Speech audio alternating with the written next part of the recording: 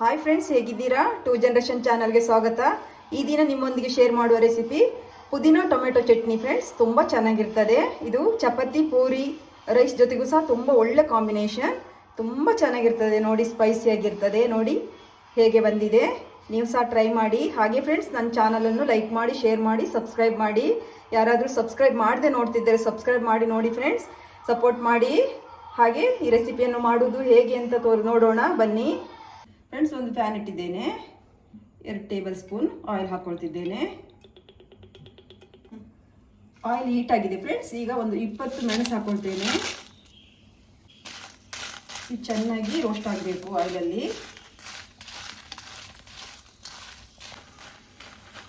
ಈಗ ಫ್ರೆಂಡ್ಸ್, ಇದು ಆಗಿದೆ, ರೋಸ್ಟ್ ಆಗಿದೆ, ಚೆನ್ನಾಗಿ ರೋಸ್ಟ್ ಆಗಿದೆ ನೋಡಿ. ಇದನ್ನು ಒಂದು ಪಾತ್ರೆಗೆ ಶಿಫ್ಟ್ ಮಾಡ್ಕೊಳ್ತೇನೆ. ಫ್ರೆಂಡ್ಸ್, ನಾನೊಂದು 4 ಟೊಮೆಟೊವನ್ನು ಹಚ್ಚಿಟ್ಕೊಂಡಿದ್ದೇನೆ, ರಫ್ಲಿ ಹಚ್ಚಿಟ್ಕೊಂಡಿದ್ದೇನೆ. ಆ್ಯಡ್ ಮಾಡೋಣ. ಇದು ಚೆನ್ನಾಗಿ ಫ್ರೈ ಮಾಡಬೇಕು, ಚೆನ್ನಾಗಿ ಫ್ರೈ ಆಗಬೇಕು ಫ್ರೆಂಡ್ಸ್. ಮೀಡಿಯಂ ಫ್ಲೇಮಲ್ಲಿ ಇರಲಿ ಗ್ಯಾಸ್.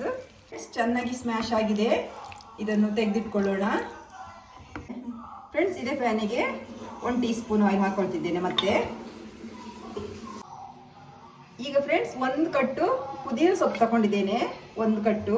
ಇದನ್ನು ಚೆನ್ನಾಗಿ ಫ್ರೈ ಮಾಡೋಣ.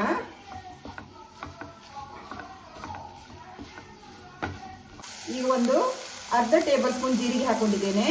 ಇದು ಬೆಳ್ಳುಳ್ಳಿಯನ್ನು ಇಟ್ಕೊಂಡಿದ್ದೇನೆ, ಹಾಕೊಳ್ತೇನೆ. ಎಲ್ಲ ಫ್ರೈ ಮಾಡೋಣ.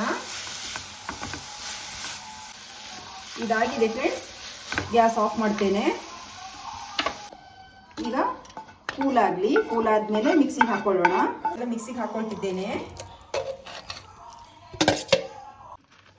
ನೋಡಿ ಎಷ್ಟು ಚೆನ್ನಾಗಿ ರೋಸ್ಟ್ ಆಗಿದೆ. ಹೀಗೆ ಆಗಬೇಕು, ಮತ್ತೇನು ನೀರೇನು ಹಾಕ್ಲಿಕ್ಕಿಲ್ಲ. ರುಚಿಗೆ ತಕ್ಕಷ್ಟು ಉಪ್ಪು ಸೇರಿಸೋಣ. ಮಾತಾಡ್ತೆ. ಇದು ನುಣ್ಣಗೆ ರುಬ್ಬೇಕು ಫ್ರೆಂಡ್ಸ್. ನೋಡಿ ಫ್ರೆಂಡ್ಸ್, ತುಂಬ ಚೆನ್ನಾಗಿ ಬಂದಿದೆ. ಹೀಗೆ ನುಣ್ಣಗೆ ರುಬ್ಬೇಕು, ತುಂಬ ಚೆನ್ನಾಗಿರ್ತದೆ, ಸ್ಪೈಸಿಯಾಗಿರ್ತದೆ. ಚಪಾತಿಗೆಲ್ಲ ತುಂಬ ಒಳ್ಳೆ ಕಾಂಬಿನೇಷನ್. ಈಗ ಸರ್ವ್ ಮಾಡೋಣ.